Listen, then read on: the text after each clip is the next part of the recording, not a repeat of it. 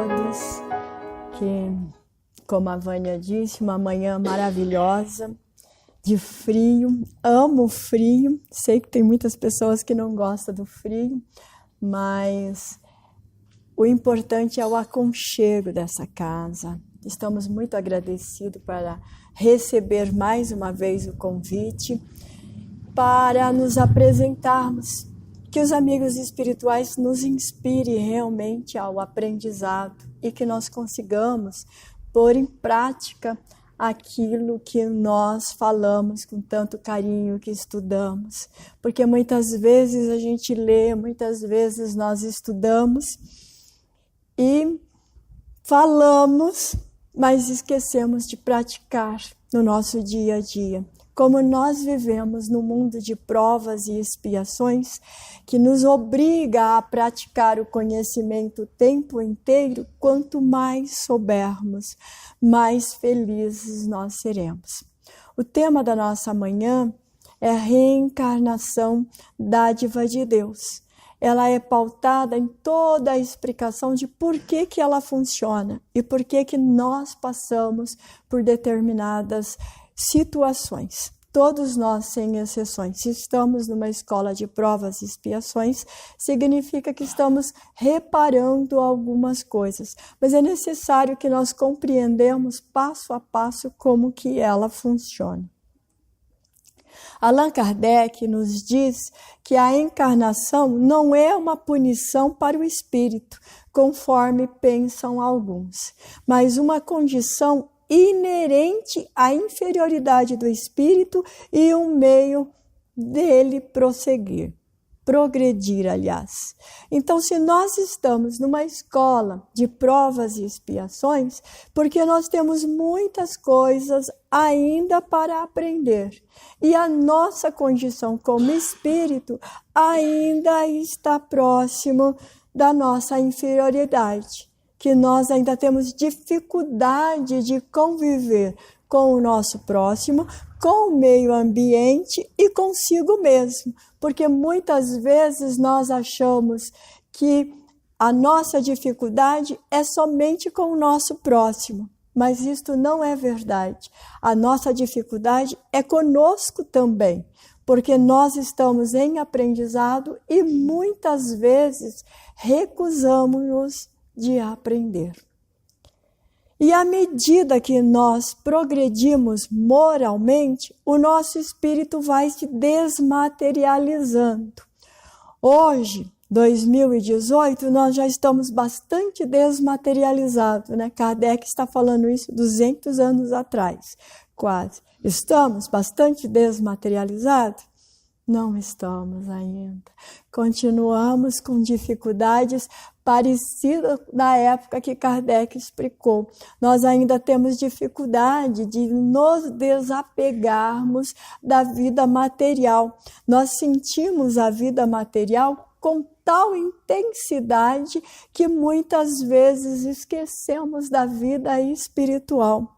Nós falamos que a verdadeira vida é a vida espiritual, mas nós temos dificuldade de aceitá-la ou desejá-la em nossa vida. Então, nós vamos tendo essa dificuldade de desmaterializar. E nós precisamos nos depurar para nos afastarmos da influência da matéria, porque a vida espiritualizada aumenta as nossas percepções, amplia a nossa condição de felicidade e melhora o nosso progresso. Então, muitas vezes nós desejamos uma felicidade maior. Por que não sou feliz? Eu desejo tanto ser feliz e não consigo.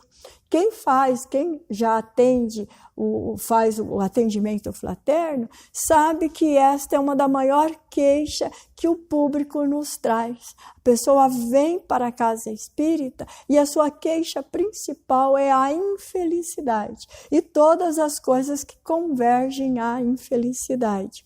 E esquecendo-nos, nós nos esquecemos que para conseguirmos a felicidade, nós precisamos espiritualizar. desmaterializar-se, ou seja, voltar à vida espiritual, desmaterializar-se, esquecer um pouco da influência da matéria, não dar tanto peso à vida material e às coisas da vida material. Nós pesamos muito a vida material e pouco a vida espiritual. Vou dar só um exemplo. Nós corremos a semana toda no nosso trabalho material, na nossa vida material. E pensamos mais de uma vez se vale a pena acordar cedo, uma vez por semana, para pensar na vida espiritual. Para pensar em Deus, dedicar-se a Deus, conversar com os amigos espirituais. Nós desejamos os amigos espirituais em torno de nós, mas nós temos dificuldade de lhe procurar a presença. Nós estávamos comentando sobre isso. Conversar, conviver com os amigos espirituais como nós convivemos conosco. Como eles estão invisíveis aos nossos olhos, nós achamos que eles estão muito longe de nós. E a doutrina nos esclarece que eles estão muito próximos de nós. E que se nós não nos apercebemos, é porque nós nos afastamos dele. Então, isto é uma verdade espiritual. A dificuldade que nós temos de pensar, de dedicar-se um dia à espiritualidade. Lógico que quem deve mais, quem tem mais coisa para reparar, torna-se semanal na casa espírita, que é o nosso caso. O progresso material de todos nós e do planeta acompanha o progresso moral dos seus habitantes. É o que a doutrina nos diz, que o progresso material do planeta precisa acompanhar o progresso moral dos seus habitantes. O planeta Terra é lindo, maravilhoso e ele é de provas e expiações. O que isso significa? Que moralmente nós ainda temos muito que corrigir, o que melhorar. E às vezes nós queremos que o nosso próximo melhore, que o nosso próximo cresça moralmente. É sempre aquela história, nós queremos ouvir uma música belíssima. Quem chegou mais cedo tinha uma música belíssima tocando aqui. Mas nós queremos que o outro carregue o piano. E a doutrina nos esclarece que todos nós precisamos carregar o piano se quisermos ouvir uma música bonita. Jesus nos esclarece, quando ele estava encarnado conosco, que o Pai trabalhava todos os dias, deixando claro para nós que o mundo, os mundos habitáveis e os espíritos são criações incessantes de Deus. E aí que nós vamos encontrar as diferenças, mundos mais avançados, mundos menos avançados, de acordo com o livre-arbítrio de cada um. Tem uma lenda que diz que quando Deus criou todas as coisas, criou os jardins maravilhosos, porque às vezes nós esquecemos de olhar e analisarmos as estrelas que vemos, os mundos que há aos nossos olhos, como um jardim de Deus. Nós ficamos sempre falando, o homem foi criado e colocado num jardim, colocado num Éden. Que jardim é este? O universo. Então, conta essa lenda que quando Deus criou todas as coisas, todos esses jardins, todas as vegetações, todos os animais e por último da escala, o homem, o espírito pensante e racional, por sermos pensantes, ele deu o direito de fazermos uma escolha. O que deseja para vós? E o homem respondeu, livre-arbítrio. E diz a lenda que é por isso que nós temos que passar pelo sofrimento, passar pelo resgate, porque ao escolhermos o livre-arbítrio, tornamos-nos responsáveis pelos nossos atos. E esta é a lei e a doutrina. Nós somos responsáveis pelos nossos atos. E daí mundos mais antigos, mundos mais jovens, de diversos graus, com trabalhos mais densos, com menos densidade, com espíritos mais elevados, com espíritos menos elevados, e nenhum estacionário para a eternidade. Deus não criou o sofrimento eterno ou as penas eternas como alguns pensam, ou como às vezes imaginamos. Estou num inferno eterno, as minhas provas nunca terminam, saio de uma prova e caio em outra prova. Não foi Deus que criou isto. Isto são consequências de nossos atos. Pode entrar, que à vontade. A Terra, este planeta que habitamos, que é a nossa casa, que é o nosso lar, quando Kardec estava codificando, os espíritos nos avisaram que era um dos menos adiantados e povoada por espíritos relativamente inferiores. Ainda é assim. Nós ainda sabemos que a Terra continua menos adiantada e que temos uma quantidade muito grande de espíritos encarnados que carregam em si a inferioridade. Só eles. Nós também. Nós carregamos a inferioridade quando nós ainda pesamos na balança o bem e o mal. Uma hora nós somos toda bondade, outra hora nós nos vingamos por coisas pequeniníssimas, que depois a gente pensa, meu Deus, como que eu tive coragem de fazer isso com todo esse conhecimento que já carrego? Dói mais, mas fazemos ainda. E as nossas pequenas vinganças ocorrem dentro do nosso lar. Porque são pessoas que nós conhecemos e são pessoas que nós garantimos para nós, para as famílias e para a sociedade que o amamos profundamente. Que nós carregamos esse certificado de amor. É isso que é as células familiares. Na verdade, não é tanto amor assim, mas a gente apresenta dessa maneira. E são com esses que amamos que mais praticamos os nossos pequenos atos de vinganças ou atos de vinganças extraordinários, porque nós sabemos que não é raro, mas bastante comum na mídia os assassinatos passivos. E os assassinatos passivos estão completamente relacionados à vingança. Então, vem mostrando que ainda somos bastante inferiores. E nós, espíritas, conhecedores da doutrina, não somos capazes de praticar isto. Será?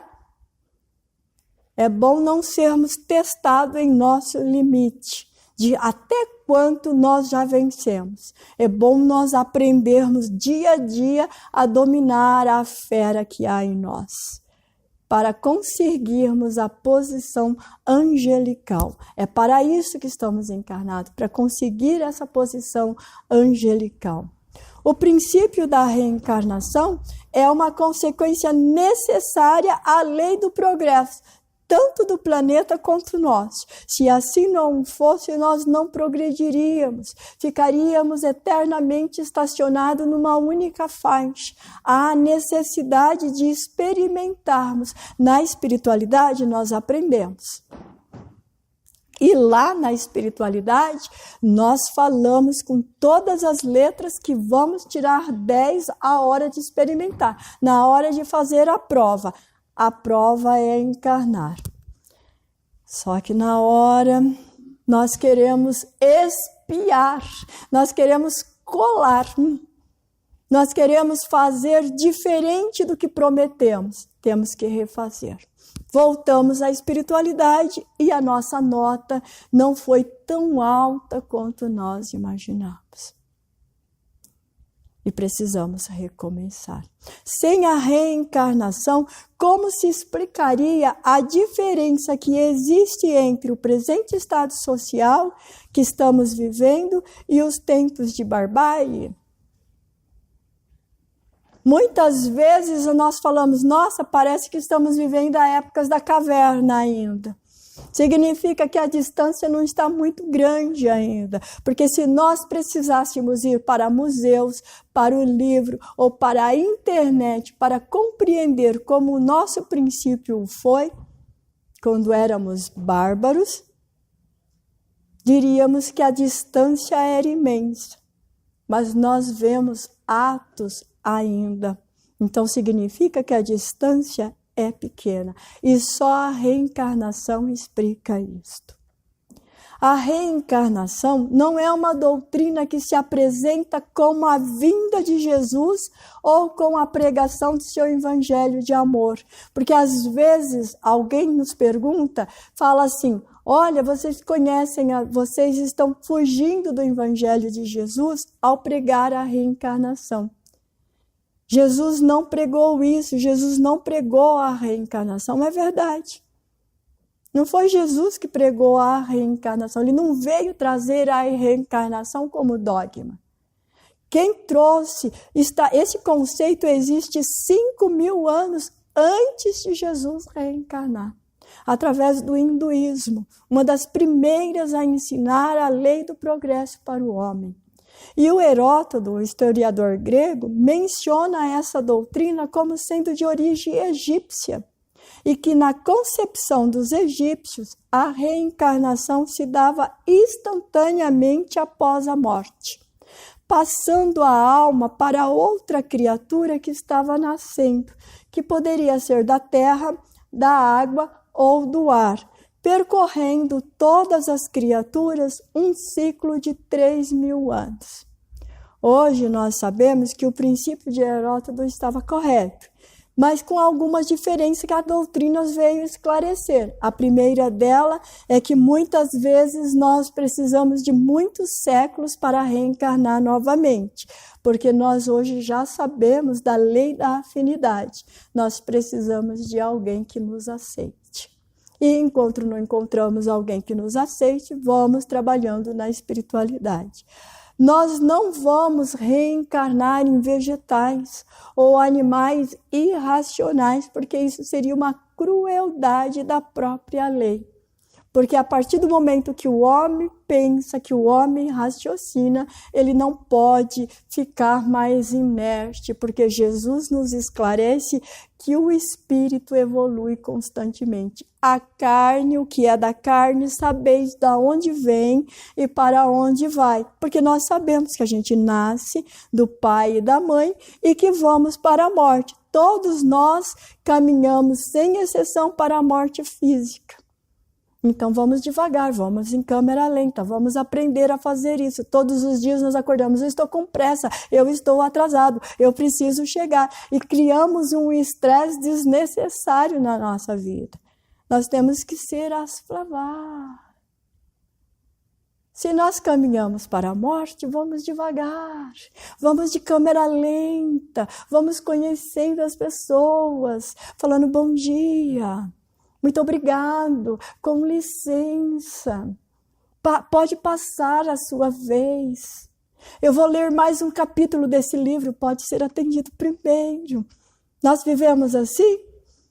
De maneira alguma, nós vivemos em correria, em formiguinha. Isso me faz lembrar um desenho do Pateta, muitos séculos atrás, num trânsito todo engarrafado, e ele louco tentando sair de um lugar para o outro, e todo lado que ele virava estava preso. Nós agimos dessa maneira. Nós esquecemos de viver, nós vegetamos. Passamos a vida, deixamos a vida passar por nós. Se nós formos colocar na balança quanto é que nós vivemos, eu tenho, no meu caso, eu tenho 55 anos. Quanto será que eu vivi? Ficaríamos surpresos se desse 1 ou 2 anos de vida intensa e maravilhosa.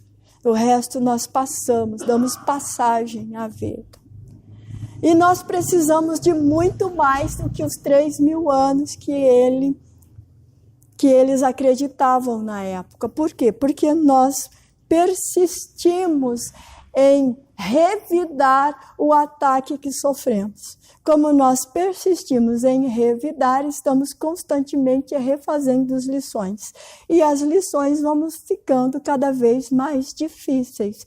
Não por culpa de Deus, não por culpa da espiritualidade, mas por consequência dos nossos próprios atos, do nosso livre-arbítrio e da nossa escolha. A reencarnação, portanto, é uma ideia central de diversos sistemas filosóficos e religiosos, segundo a qual a porção do ser, a nossa condição de espírito, é capaz de subsistir à morte do corpo. Que maravilha quando nós descobrimos isto, não é? Quando nós descobrimos que a morte não existe, não temos mais medo de nada, absolutamente nada. Podemos levantar cedo e ir para a casa espírita aprender, porque ninguém vai nos assustar. Não é bem verdade. Nós temos medo de um monte de coisa. O que mostra que nós temos medo são as grades em nossas portas. São os seguros que nós pagamos. Mas é porque nós vivemos numa escola de provas e expiações, convivemos com seres diferentes. Uns aspiram o bem, outros nem tanto, e vamos aprendendo. Essa porção chamada consciência, espírito ou alma, seria capaz de ligar-se sucessivamente a diversos corpos para a concepção de um fim específico, como o autoaperfeiçoamento ou a anulação de um karma. Então, quando nós estamos encarnados, tem dois objetivos. O primeiro é nós nos autoaperfeiçoar. Um dia seremos espíritos de luzes. Um dia seremos amigos espirituais. Um dia seremos governadores de outros mundos, em outros lugares, porque a evolução é constante. Um dia.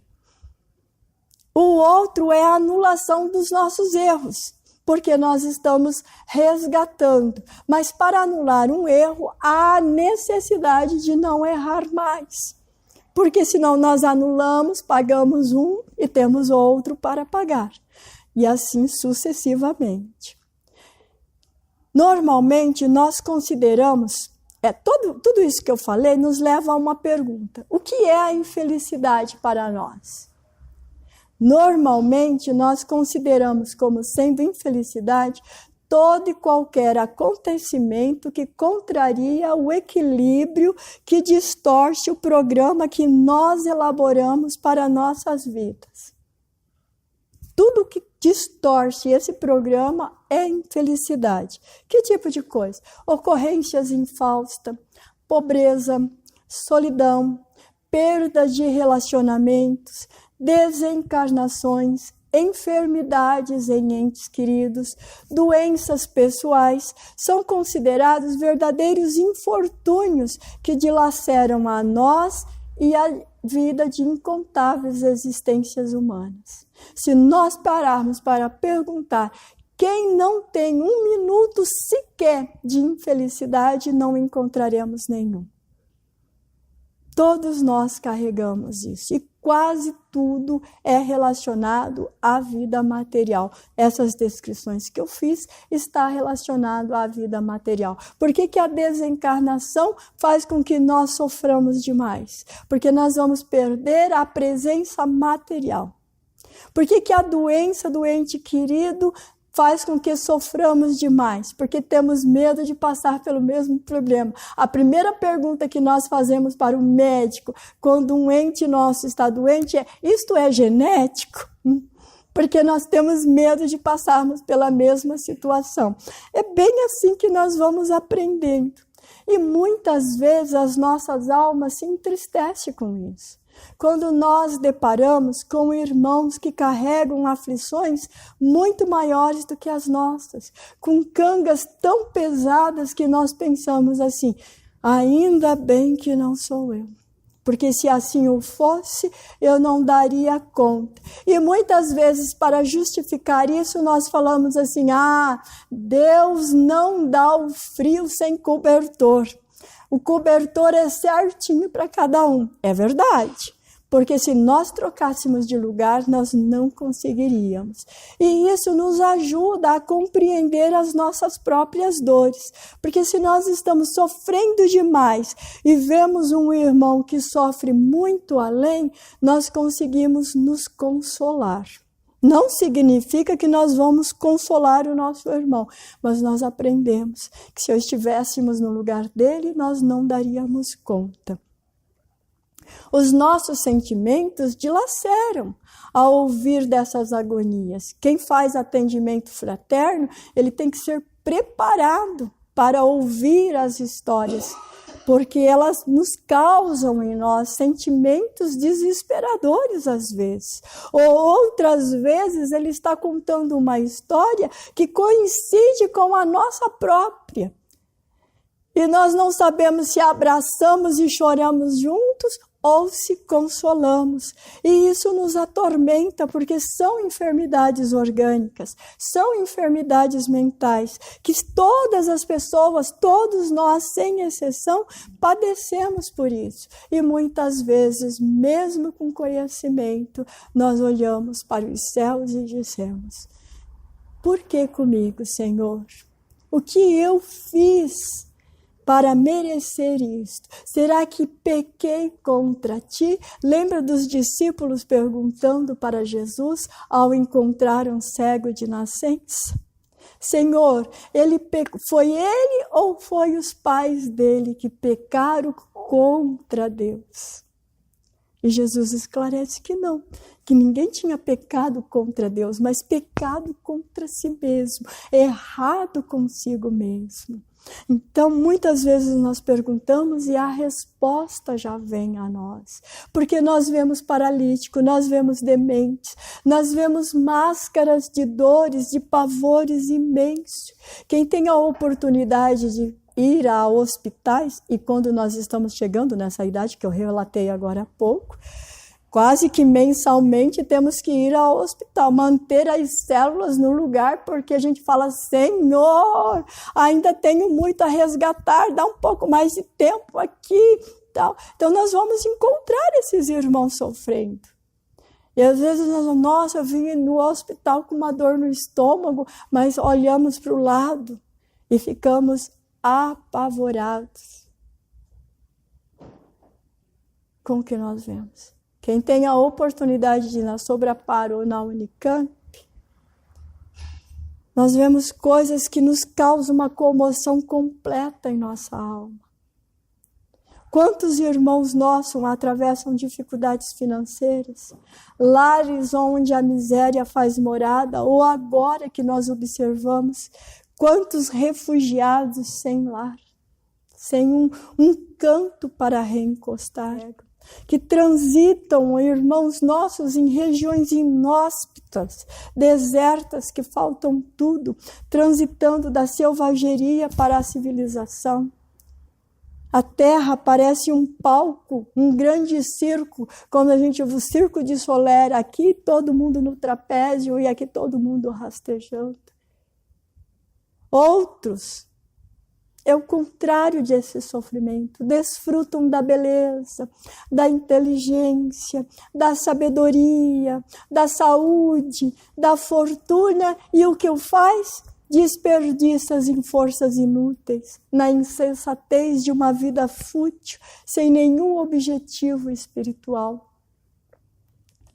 Milhões de nós renteamos com a ignorância, experimentamos rudes tarefas, seja no campo, seja na cidade, exaustivas. Quem precisa transitar de ônibus, quem mora distante, sai do trabalho às 6 para chegar em casa às 9, exaurindo as suas forças, enquanto que outros exaure na ociosidade, nas praias, nos balneários, referto de inutilidade, sexo desregrado, tóxico, não está nem aí com a vida, acha que não é responsável pelos seus atos. E nós, em sofrimento, olhamos para eles e pensamos assim. Eu sempre digo isso, que no dia dele colher, que ele tenha a mesma coragem que ele tem ao plantar. Porque nós mesmos, em nossas colheitas, precisamos da mesma força que tivemos no dia em que nós plantamos. Para bilhões de irmãos, os casebres insalubres das favelas. Para outras, rendas finas. Centenas de nós caminhamos pelo sofrimento, pela ignorância, pelo analfabetismo. Somente um pequeno, muito reduzido de um grupo está no benefício da cultura, das ciências e das artes. São raças e povos privilegiados desde o começo e outros começando a despertar a mente para os sentimentos. Por que uma humanidade tão abençoada e outra perdida no primitivismo, no esquecimento e no sofrimento? Ao analisarmos as coisas com esses extravagantes quadros, nós começamos a nos perguntar se Deus privilegia alguns e criou outros somente para o sofrimento. Porque nós vemos grupos em excesso de fartura e outros em esquecimento total. E nós transitamos no meio disso pensando, eu conheço a doutrina, mas será que tudo está correto? Será que é assim mesmo? Será que é desta maneira? Por que tanto sofrimento? Que provas é essa que não termina, que não acabam? Senhor, olhe por nós. Porque o espírita, porque aquele que carrega o conhecimento não pode alegar ignorância. Porque aquele que está afastado da doutrina diz assim, todo esse sofrimento é a causa dos demônios. E pregam que os demônios estão fazendo mal. E que Deus vai nos livrar da maldade destes demônios. Mas João, o evangelista, esclarece que não é os maus que serão retirados da terra como nós desejamos, e sim os bons. Os maus vão reparando ato a ato até o dia que chegam no estado de felicidade de bons. Nós aspiramos ser bons. Precisamos praticar a bondade. Ainda falamos da bondade, mas precisamos praticar. Nós vemos todas essas variadas contingências e nos perguntamos se Deus criou desta maneira, se Deus fez desta maneira, uns para o bem, outros para o mal. Esse estado de dualidade, nós sabemos que não. De forma alguma, ele fez isso. Bem antes de Jesus chegar, Buda ensinava que a função da vida material, a luta diária que nós temos, é para vencer sobre o sofrimento, ter uma vitória, empenhar em superar-se para ganharmos iluminação, como o próprio nome Buda quer dizer. Jesus vem e diz, a cada um segundo as suas obras. Muito bem, se estamos sofrendo demais, a nossa obra não foi lá muito bonita. Não nos esforçamos tanto assim para vencer o sofrimento nosso e do nosso próximo. As dores que nos maceram, os sentimentos, que desestrutura as nossas condições psicológicas, que estimula ao estado de doenças e depressões, está na razão da existência humana e não na nossa condição de espírito. ela está no fenômeno biológico. Nós nascemos, crescemos e vamos desencarnar. A célula tem um prazo de existência, uma programação. Ela vai degenerar no seu momento exato. Se a pessoa escolheu uma reencarnação ou teve que passar através da expiação, que nós sabemos que quem está expiando não escolheu, as provas sim, as expiações não, de ter, por exemplo, 40 anos. Não há nada que a medicina conheça de última geração que retém a degeneração dessas células.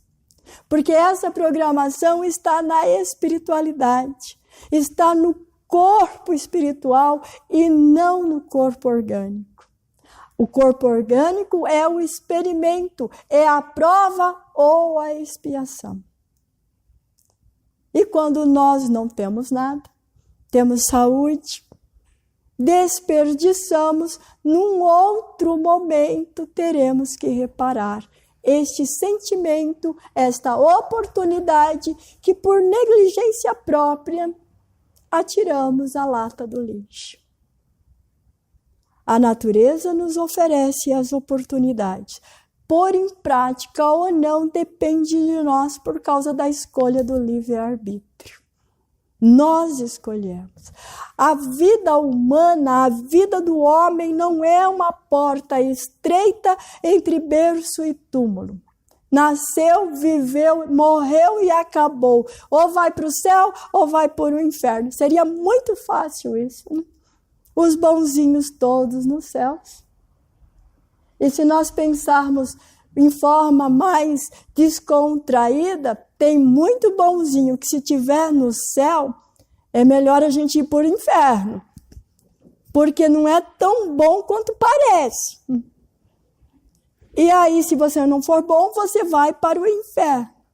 E aí a pena é eterna. Que Deus é este? Que facilidade é esta? Isso são concepções humanas. Kardec esclarece isso no início da Gênesis. O homem dá a face para Deus de acordo com o seu estado de inferioridade ou superioridade. Então Deus é bom ou mal, não porque Deus é bom ou mal, mas é a face que damos. E isso já está esclarecido a Moisés, quando Moisés conversa com a sarça ardente. Eu tenho que voltar e falar para aquele povo que você existe, que o Senhor existe. Como devo chamá-lo? Que nome eu devo dar? E ele diz, Jeová. E aí a palavra Jeová não significa nada para nós, mas os hebraicos não têm os artigos. E as junções das letras hebraicas que aquela entidade disse para Moisés é espetacular. A tradução mais literal é eu sou o que sou. Então não importa a face que damos para Deus, ele será o que é. Se ele é um velhinho de barba, se ele é um espírito nervoso, se ele é o Senhor do exército, se ele condena apenas eternas, são faces que damos a Deus. Ele é o que é. E Kardec esclarece isso no item 24 e 25 da Gênesis, mas às vezes a gente esquece. Às vezes nós esquecemos.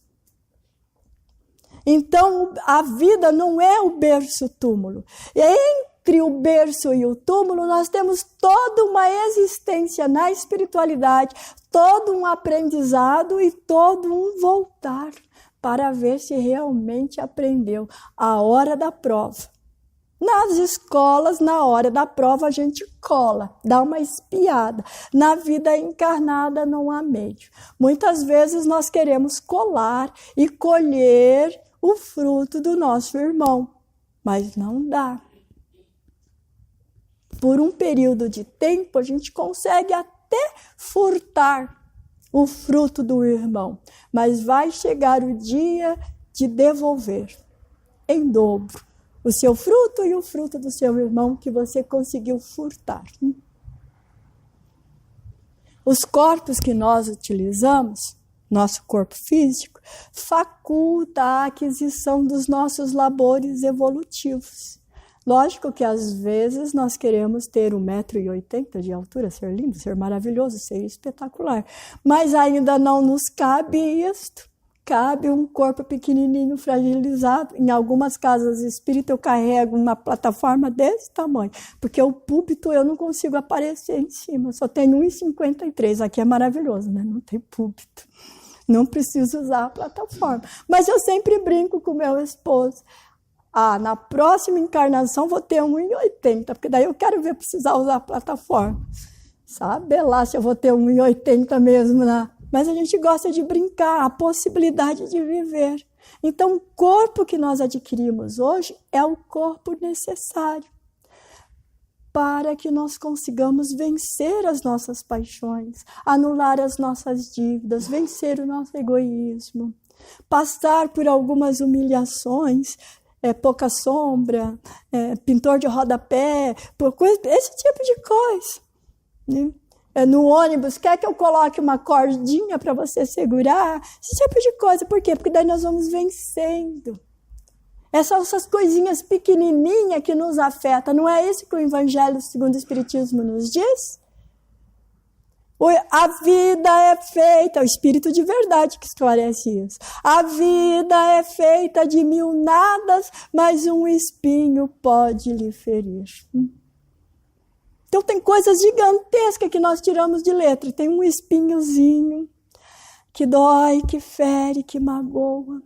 Toda a expressão que se reveste de alegria ou de pena fixa-se nas raízes que procede à nossa organização do corpo, que eu acabei de falar. Tudo que nós passamos está voltado ao que nós já fizemos. E toda a concessão de felicidade ou desdita se vincula às vidas anteriores, facultando para nós, na nossa condição de espírito, crescimento e madurez. Ai, bendito crescimento! E nós somos autores do nosso destino. Somos herdeiros de nós mesmos. Que tipo de herança nós estamos reservando para nós?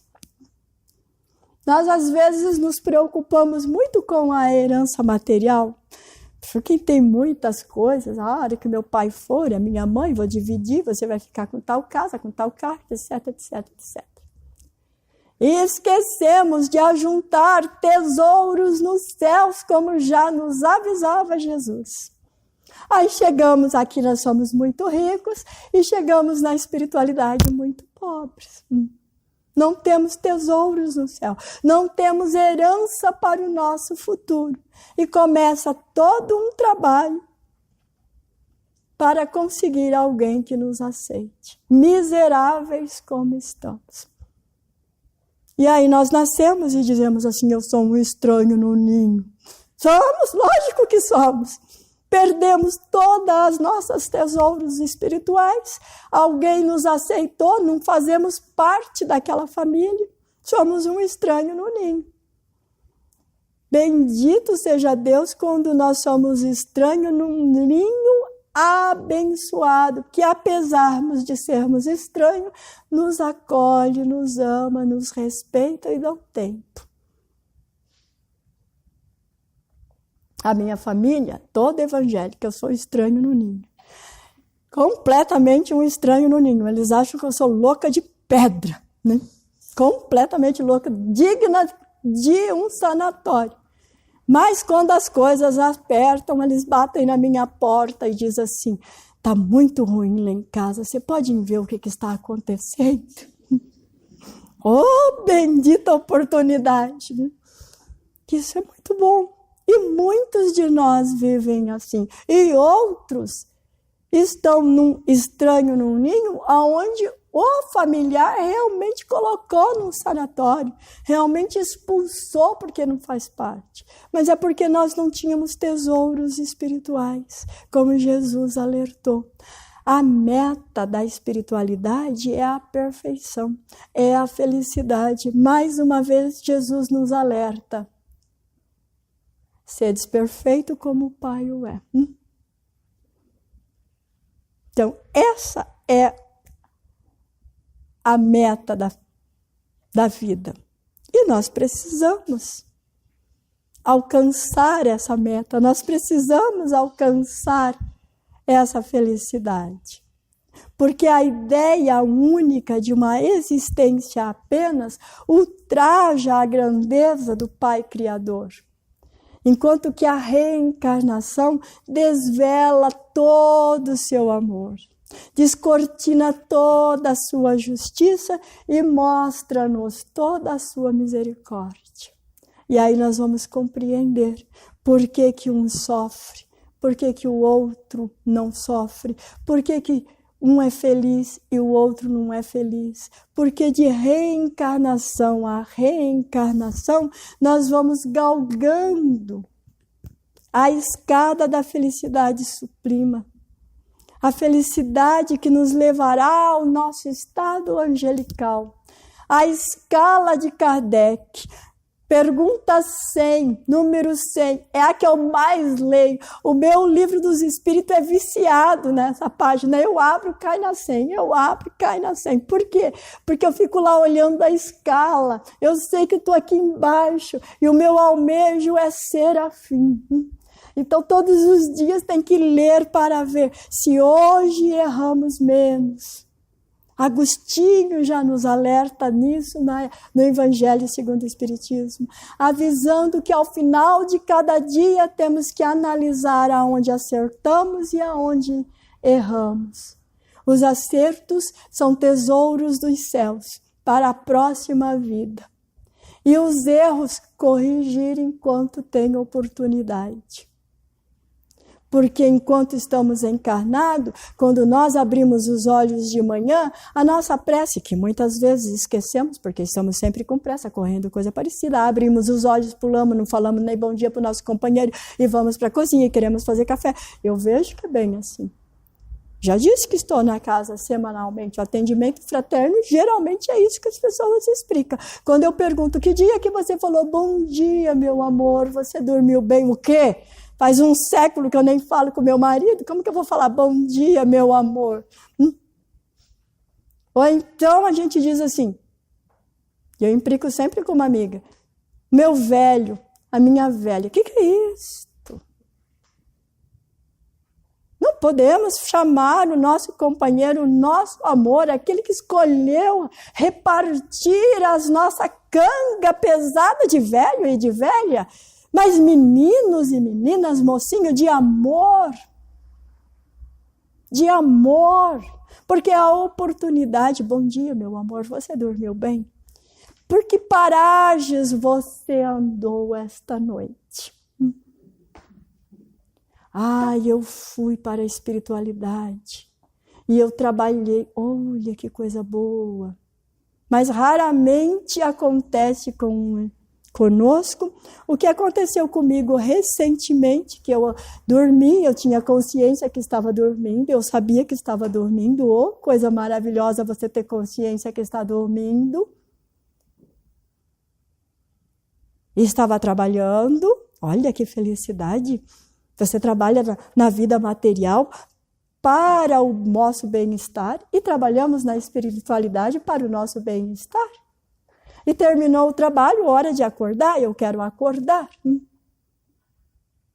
E o meu mentor disse, não vai acordar não. E quando ele diz isso, é bom obedecer, porque ele tem quase 2 metros de altura.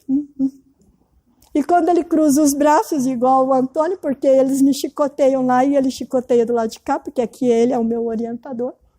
Quando ele cruza os braços assim, eu fico quietinho. E aí ele levou-me para um lugar. Quando eu entro na sala, Joana de Ângeles. Quando eu vi Joana de Ângeles, eu pensei, Senhor, não dá nem para fugir, porque de um lado tem Joana, do outro tem Eli, o que eu faço agora? Você já tem conhecimento suficiente para o trabalho. Está esperando o quê para começar a trabalhar? Sim, senhora. Sim, senhora.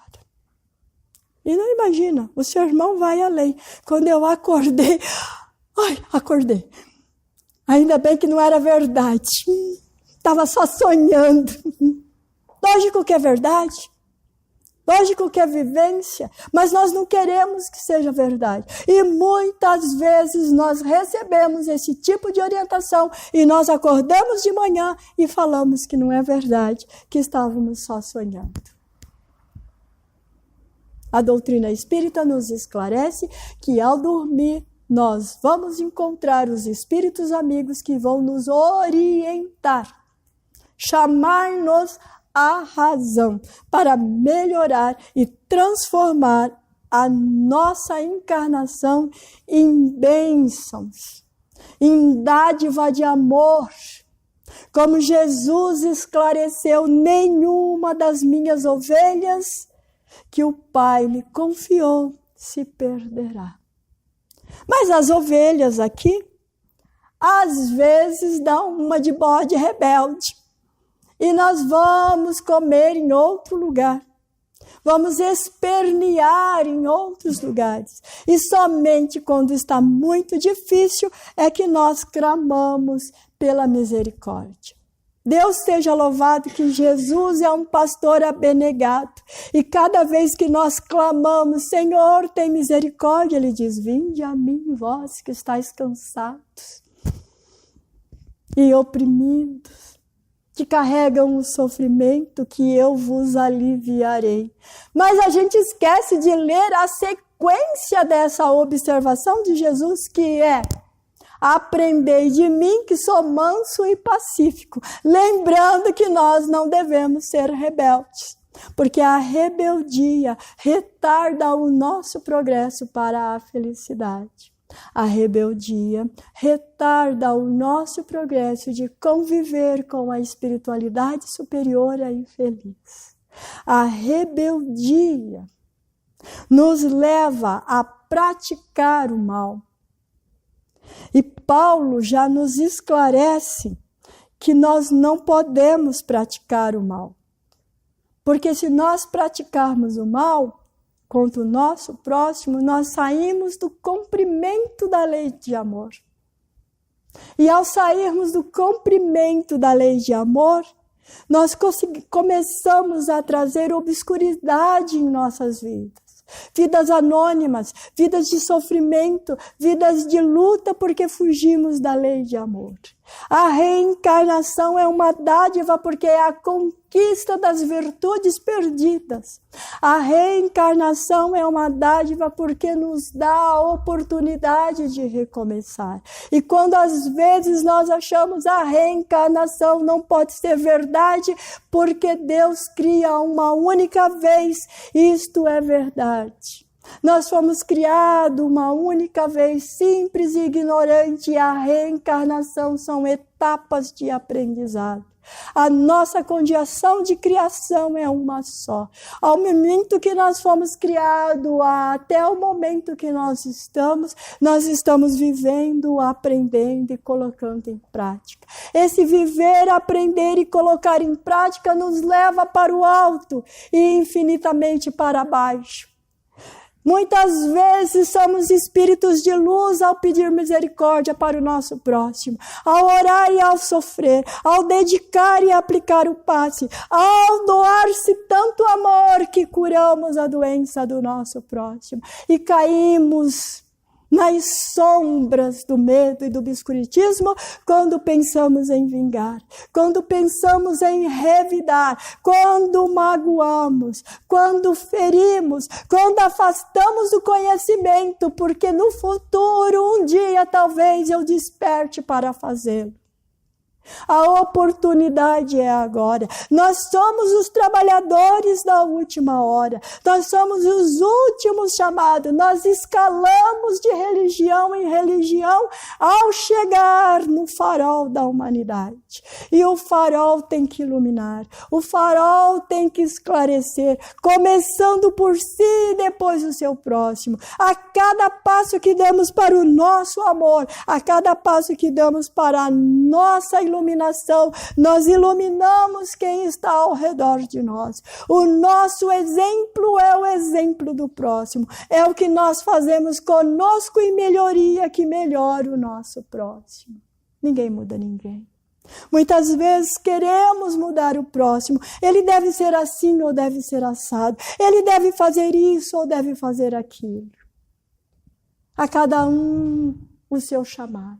A cada um a voz da consciência. E o irmão X nos esclarece que dentro de nós habita um anjo que se chama o anjo cinzento. Quem já leu essa mensagem do irmão X fica estarrecido. Porque o anjo cinzento chora e clama ao Senhor, deste luz a todos os anjos.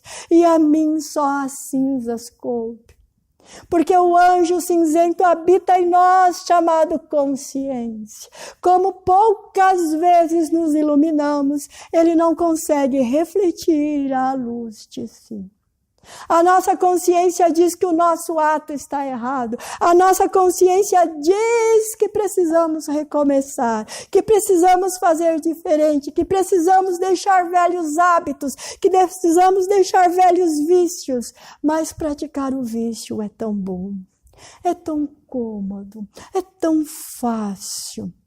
E as virtudes são muito difíceis. Eu até gostaria de ficar na doutrina espírita, mas ela exige de mim virtudes que eu não tenho. É lógico, nós só temos vícios e hábitos.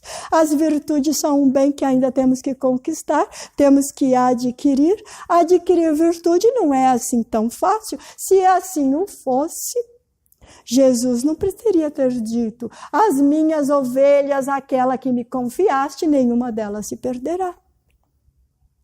E não precisaria dele dizer para nós, numa prece maravilhosa: Pai, eu não peço que vos tires o mundo, mas que vença o mundo de imperfeições que os carrega, que eles possam vencer a si mesmo e o mundo em que habita como eu venci. Eu os amo.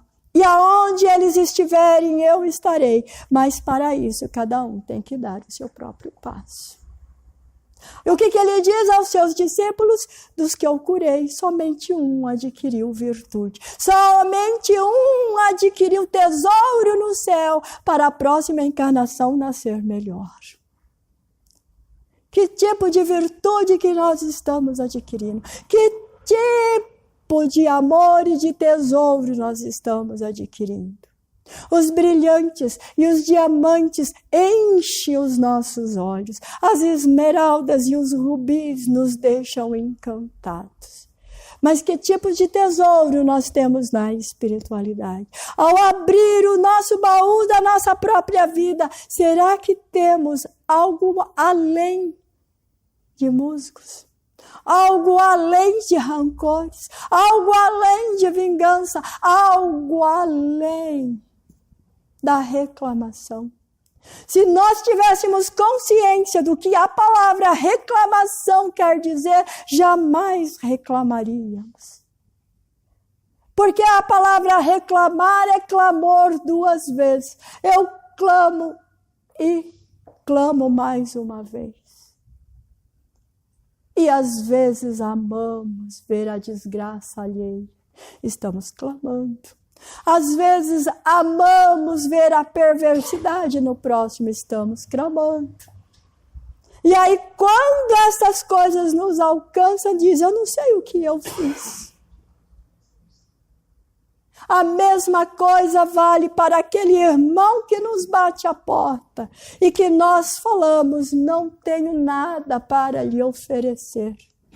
E quando a miserabilidade chega em nós, nós falamos: o que será que eu fiz para Deus? Por que a espiritualidade nega-me a fartura se Jesus disse que veio para ter vida em abundância? Acontece que nós viramos um saco de peneira. Tudo que cai em nós escorre, tudo que cai em nós escorre. Não dá para ter abundância dessa maneira. A reencarnação é uma bênção. É a prova de amor de Deus para conosco. Colocá-la em prática e transformá-la numa bênção cabe a nós. Ganhar amigos, granjear famílias espirituais para não nascer estranhos no ninho cabe a nós. Viver com a família espiritual, na espiritualidade encarnado, cabe a nós. Transformar a terra num mundo regenerativo, cabe a nós. Ninguém vai carregar o piano para que nós possamos ouvir a música. A música maravilhosa que são o universo falando conosco, cabe a nós. A reencarnação é uma dádiva divina. Mas é uma dádiva que nós precisamos burilar. É uma pedra bruta como diamante, precisa ser aparado. Precisa passar no buril de nossa vida para tirar toda a casca, todo o grafite em torno de nós. Tudo que não serve, tudo que é imprestável, tudo que nos leva ao sofrimento, para alcançarmos a felicidade, como diz Joana de Ângelo, a necessidade de imitar Jesus, a necessidade de praticar o amor de Jesus, que começa com o seu mandamento maior e única lei. Amai a Deus sobre todas as coisas e ao próximo como a si mesmo. Eis aqui a lei e os profetas. Praticai e vereis a dádiva de Deus, exercendo a sua vida para a evolução maior. A nossa fatalidade, o nosso determinismo chama-se felicidade. E para isso depende somente de nós. Que a espiritualidade possa nos envolver de paz e de amor.